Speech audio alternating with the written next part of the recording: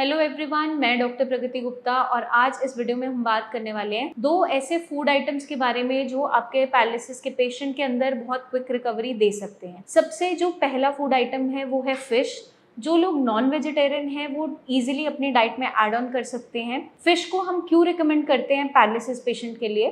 क्योंकि फिश जो होती है ओमेगा 3 फैटी एसिड इनरिच्ड रहती है, विटामिन डी, बी की मात्रा भरपूर रहती है, साथ के साथ बहुत अच्छा सोर्स ऑफ प्रोटीन है। तो जब भी हम पैरालिसिस पेशेंट की बात करते हैं, जब उन्हें स्ट्रोक हो जाता है, उसके बाद अगर आप मान लीजिए आपकी राइट हैंड साइड पैरालाइज्ड है, हाथ पैर मूव नहीं कर रहे हैं, या may be left hand side paralysed है, हाथ पैर की मूवमेंट नहीं हो रही, या कुछ पेशेंट्स में कमर के नीचे का हिस्सा सुन्न हो जाता है जिसे पैराप्लेजिया कहते हैं। इन कंडीशंस में, सारी कंडीशंस के अंदर हमें रिच सोर्स ऑफ प्रोटीन चाहिए होता है। अब प्रोटीन क्यों चाहिए होता है? क्योंकि वो एक बहुत अच्छा बिल्डिंग ब्लॉक है हमारी बॉडी की, जो हीलिंग को प्रमोट करता है, ग्रोथ को प्रमोट करता है। तो जब भी हमें रिकवरी किसी भी कंडीशन में लानी है, किसी भी बीमारी में लानी है, तो प्रोटीन को ऐड ऑन करना जरूरी हो जाता है। तो हम क्या रिकमेंड करते हैं पेशेंट के लिए कि आप अपनी डाइट में फिश को ऐड ऑन कर दीजिए। आप ग्रिल फॉर्म में ले सकते हैं। जो पेशेंट्स इजीली उसको च्यू नहीं कर पाते तो सूप फॉर्म में ले सकते हैं, मिन्स करके। और साथ के साथ जो पेशेंट वेजिटेरियन है और फिश का इंटेक नहीं कर पा रहे हैं, उनके लिए ऑल्टरनेटिव सोर्स क्या रहता है? मशरूम्स।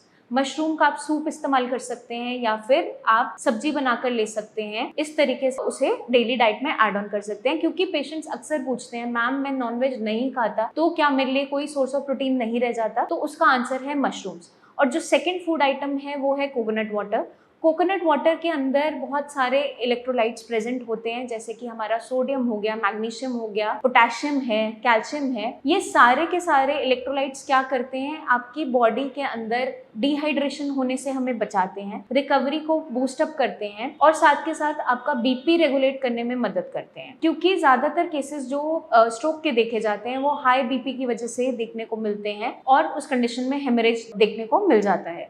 तो आप कोकोनट वाटर में डेली डाइट में अपनी ऐड ऑन कर सकते हैं। हमें बस क्या ध्यान रखना है, हमें पैक्ड जो टेट्रा पैक में आते हैं, बॉटल्स में आते हैं, वो इस्तेमाल नहीं करना है। फ्रेश कोकोनट का इस्तेमाल करना है। उसमें भी जो डायबिटिक पेशेंट्स हैं वो क्या करेंगे, 200 ml से ज्यादा एक्सीड नहीं करेंगे इसकी मात्रा। और साथ के साथ दो तरीके का हम कोकोनट वाटर का यूज करते हैं, एक मलाई वाला होता है, एक बगैर मलाई का होता है। तो जो पेशेंट डायबिटिक हैं वो बिना मलाई वाला कोकोनट वाटर इस्तेमाल करेंगे, क्योंकि कंपैरेटिवली उसमें शुगर कंटेंट कम रहता है। फिर भी अपनी डेली बेसिस पे शुगर को मॉनिटर करते हुए ही आप अपनी डाइट में कोकोनट वाटर को ऐड ऑन करेंगे। ये प्रिकॉशन रखना इंपॉर्टेंट रह जाता है। आई होप ये वीडियो आपको मदद करेगी जल्दी से जल्दी रिकवरी लाने में। क्योंकि अगर इन आइटम्स को हम ऐड ऑन कर देते हैं अपनी डाइट के अंदर तो हमारी रिकवरी स्पीड अप हो जाती है, आपका बीपी कंट्रोल होना स्टार्ट हो जाता है, आपकी बॉडी में एनर्जी आनी स्टार्ट हो जाती है।